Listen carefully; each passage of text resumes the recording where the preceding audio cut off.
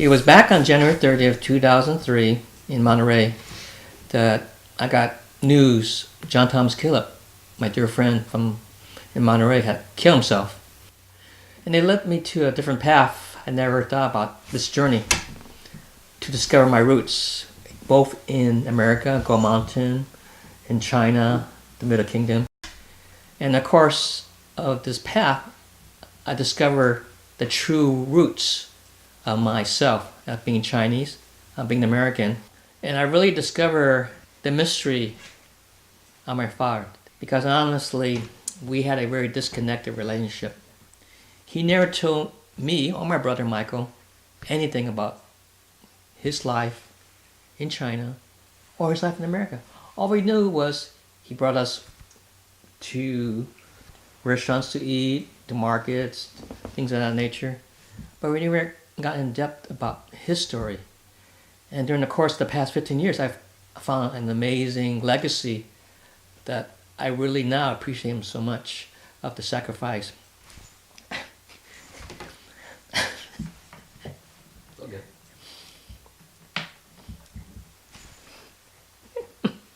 And struggles he had to bear from 1922 to 1979.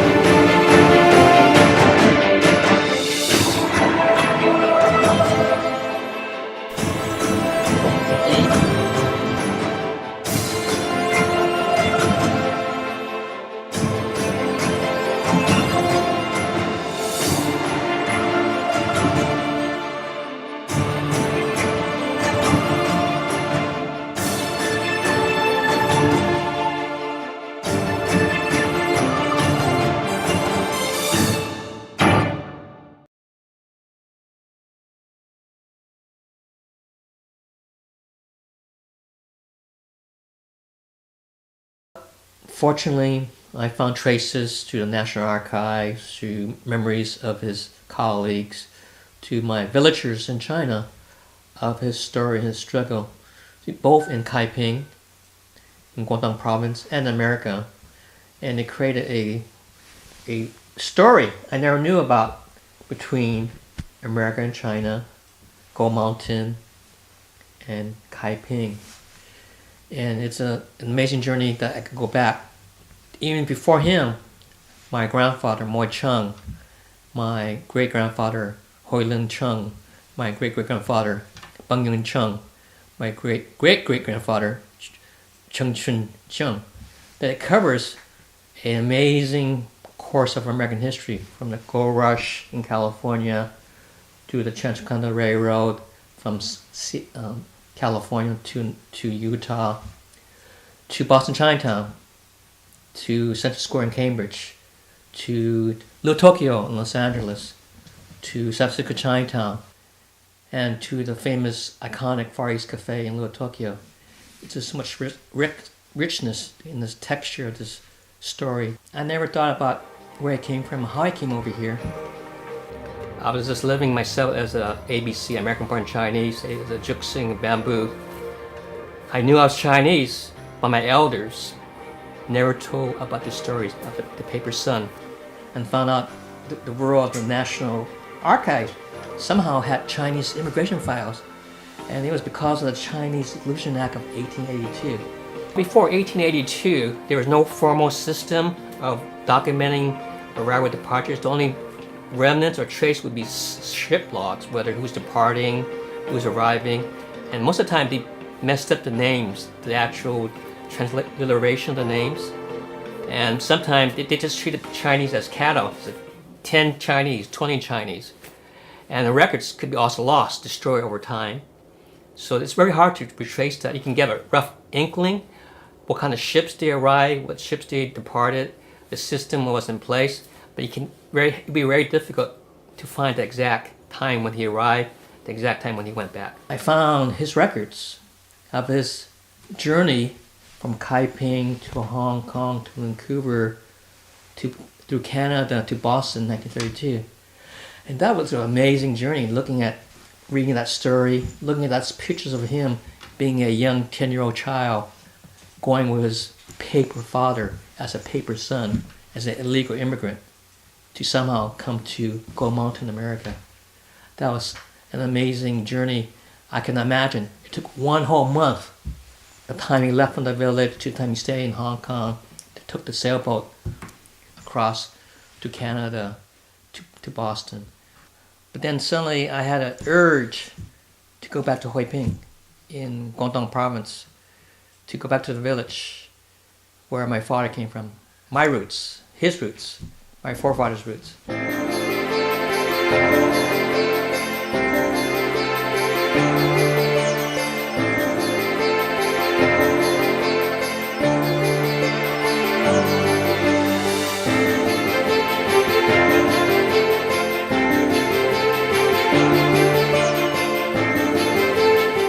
And all we had was the name of a village in Chinese, Yilong.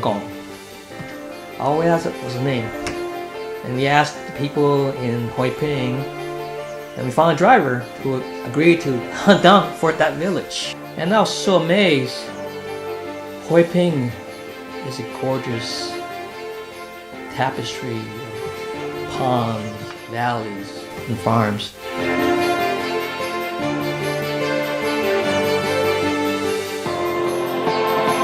And then suddenly I saw some castles, or what they call dialogues, that would stood along the village.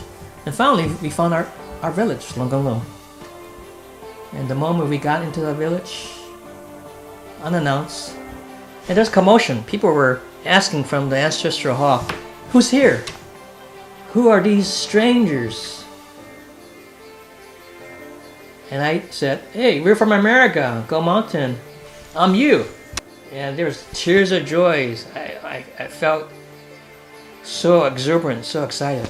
And that led me to a different path of myself, learning the history of the village and the culture of the living in the village.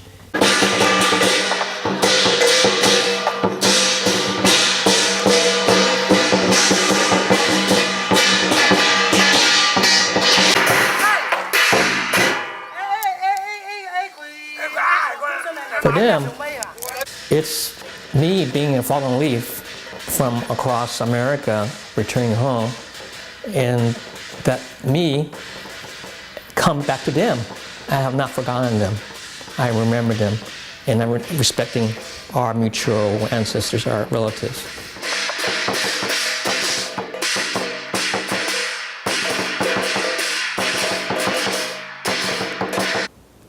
It was the line dancers were all the way through the whole program. They trailed me as we proceeded to the house, and they tracked us up to the tomb, and they're actually performing, dancing, like, cool.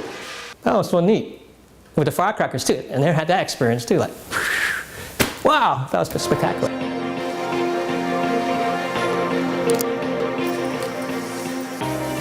And it's a solemn moment to show respect for, I realize these are generations dating back to the 18th century of my forefathers, and me coming all the way from America to show my respect. And I realized the sacrifice, the struggles in China and in America. And it's amazing me to see a blend of both America and China, because 3 of those people in those tombs went to America and they died in China. So there's a connection, a physical connection there with America. It's what's called an ancestral tradition of generations and families. And especially what's unique in China, in this part of China, each village is surname, family, whereas up north it's a mishmash of the other family. Here, it's a strong tie that goes generation back to 1506 AD to the village. So it's very long and very hearty connection. It's not a one-night thing. It's many generations back to 1506 AD. Just to be in my presence, to be there, to show respect to honor my forefathers. That's really important. That's very essential. I had some guides, my cousin, the elderly ladies. They knew how to guide me properly, how to do the offering of the foods, the rice wine, the joss sticks. Chinese believe in tradition, protocol, custom, procedure, and any deviation from that would be a sin or a violation of that respect. So you have to adhere to those rules and regulations properly. And these wonderful people guided me all the way from the moment I entered into the plaza to the time I left the village. Everything was properly done with love and care. For me, a bamboo, a banana, a fallen leaf. But in their hearts, they're very fond of me because I represent them across America on Gold Mountain. The dialogue, it was chaos, pure chaos, because I had 10 people I want to interview. They all was there to be interviewed at the same time. So I didn't get much out of it, but it showed their dedication to be there, to see me, to share their experience, their knowledge with me. It was just the mere act of just meeting me in the hall, in that table, just to talk about. Even though there was not what we call substantial information, because the reality, all the elders I knew in 2007 are all dead. Those people had, at that time, when I first arrived in November 27th, shared all the stories at that time. Fast forward 10 years later, sadly they're all dead. So I miss them. I miss their time, their talks with me, especially one particular man. I became very close to him.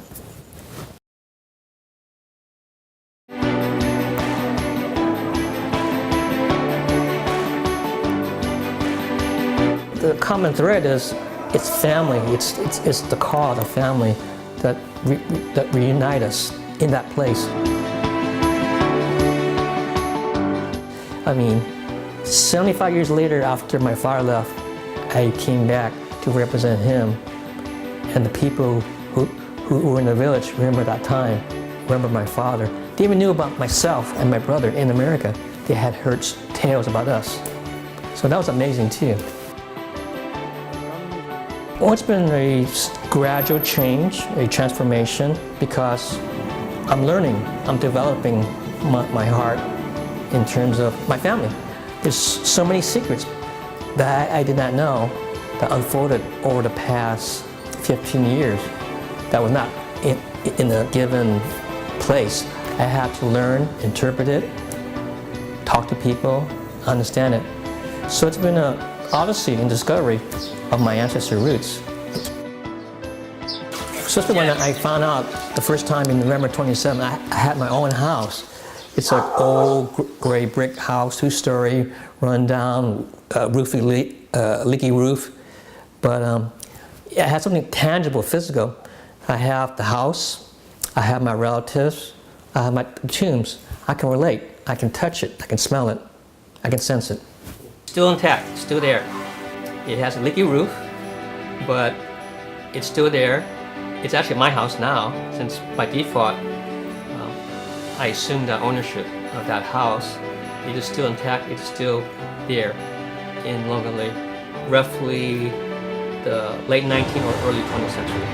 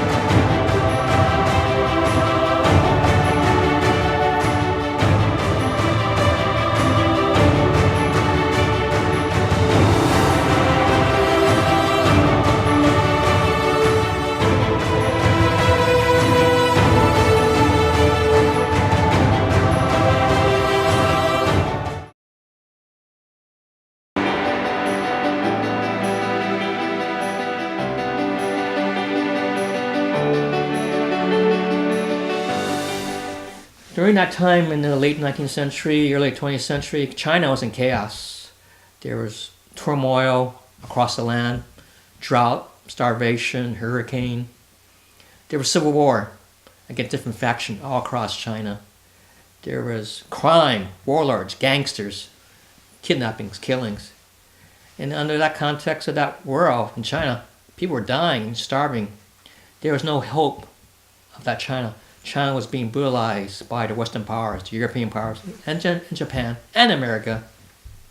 So there was no hope in China. The eyes were cast across America, Gold Mountain, to find their riches. And that was through the gold rush, finding specks of gold in the riverbed, or building the Transcontinental Railroad across California, Nevada, and Utah. So that was the reason why they came to America. But he came when the contractors from Hong Kong came around looking for workers to go to Gold Mountain. They said, hey, you can make gold pieces, make big money. Come and sign a contract with me to be a rail worker. And that correlated with his story. With my best friends of my father, he said his grandfather left together with my great-grandfather in 1865. And the gist of it, they towed along the railroad tracks where there's no city. There's a camp. Every night there's a camp. There's a moving camp. There's no city. What I know is they came back as Gold Mountain men with pieces of gold to build their Gold Mountain houses, to reunite with their wives and family, or maybe marry a second woman to become their second wife because they had wealth. They had the opportunity to build Gold Mountain houses. Well, by the early 20th century, there were a lot of chaos in China, the revolution, criminals, bandits. So all scattered in that area because people had heard stories about the Gold Mountain men having wealth. Well, they said, hey, it's easy prey, let's kidnap, ask for ransom. And things got serious in the 1920s.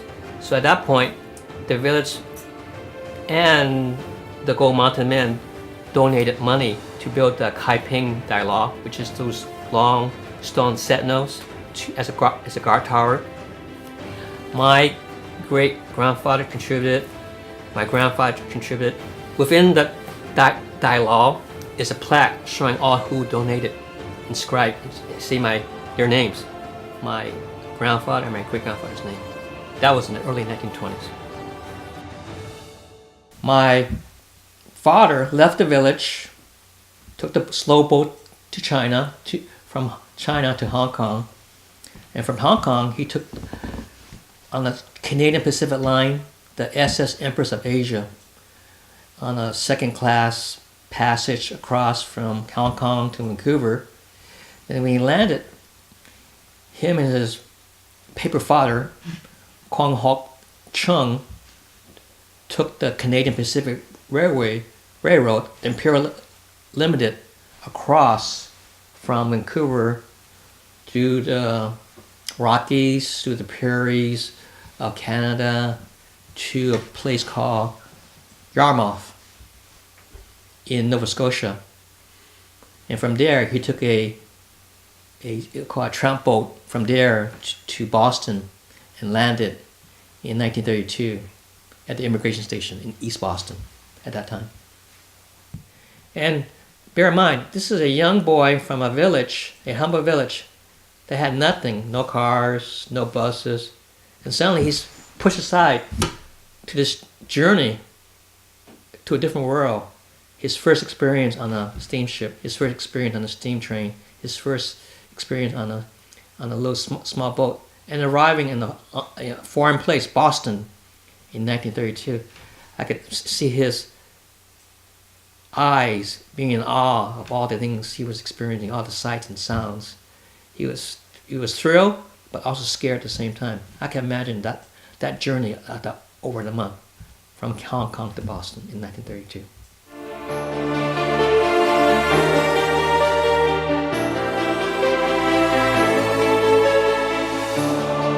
My grandfather, Moy Chung, had arrived in Port San Francisco in 1912 as a student to learn English. He arrived on Asia Island, the gateway to America in San Francisco Bay. And my grandfather, Moy Chung, had a restaurant called the Imperial Restaurant in the heart of Cambridge, between MIT and Harvard. He had a chop suey joint.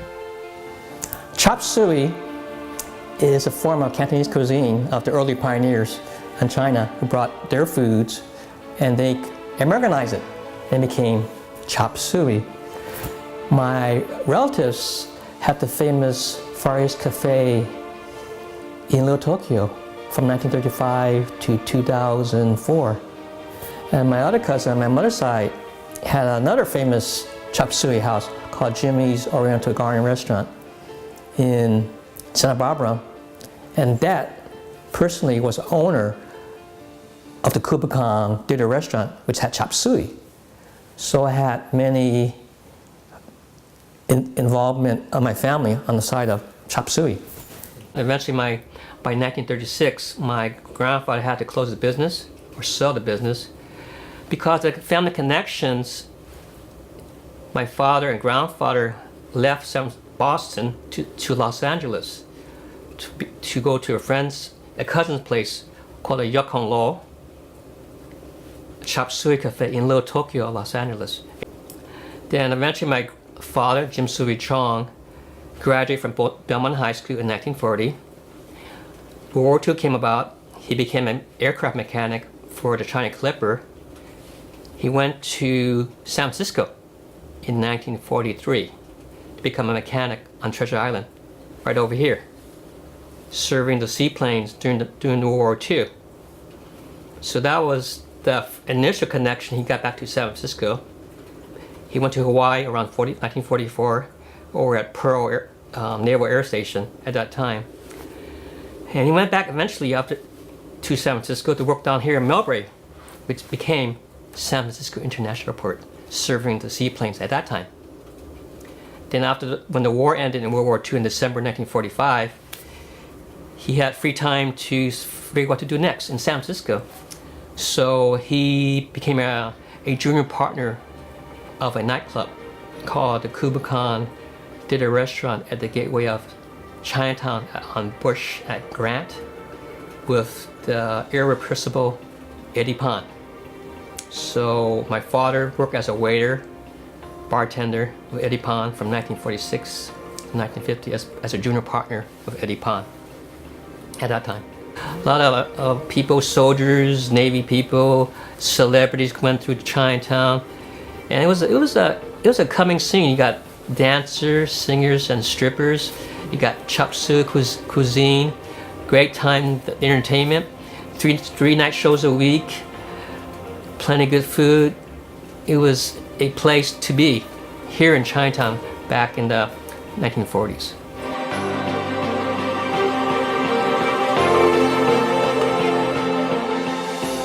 Eventually, because the Kubla Khan failed or went bankrupt in 1950, my father went back to Los Angeles, and he lived in Los Angeles Chinatown, near the famous Little Joe's Italian restaurant on Broadway, with my grandfather, near the heart of Chinatown in 1950. He went back. Then he worked for Lockheed Aircraft Company in Burbank as the aircraft mechanic, because he had already the skills as the mechanic for the China Clipper planes. So he worked for Lockheed. But during the weekends, he worked for the Far East Café, serving the best China mishi, a Japanese version of chop suey of that era in Little Tokyo. So because of the connection, he had worked there. I'm not a really distinguished author yet, but I want to be. But this story is about my father, Jim Suey Chong. I wrote a story of his life from Huiping, which is in China, to Gold Mountain. Back in those days, America was known as Gold Mountain. And this story, this journey is my own discovery of my life. It started on January 30th, 2003. I was able to tell my father's story to an audience because at that moment, before that, I never knew my father. As I said, he was a quiet man. I knew nothing about his past life. All I knew was he brought food to the table, he went to work at Lockheed, he went to Far East Café. There were no context of his life. It was a blank sheet. And at that point when I did the presentation with you, was a grand opportunity to show a vibrant life of my father, in America in particular, with the Far East Café in Little Tokyo, in the Kubla Khan Theater Restaurant in San Francisco Chinatown, the China Clipper on Treasure Island. Those were amazing stories I did not know until after his death.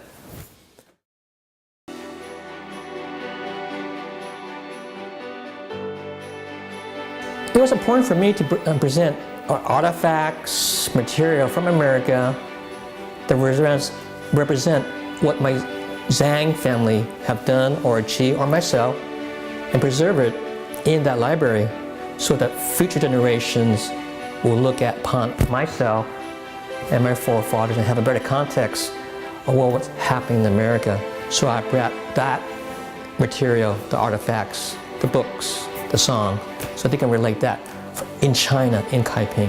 That was my intent of that presentation, my donation.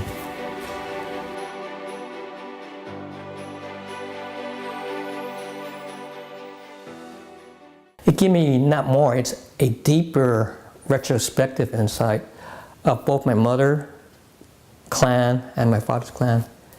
And it was a common thread. They all want to come to Gold Mountain, America to achieve the American dream. Right. And it's not just for themselves, it's for their family and their descendants.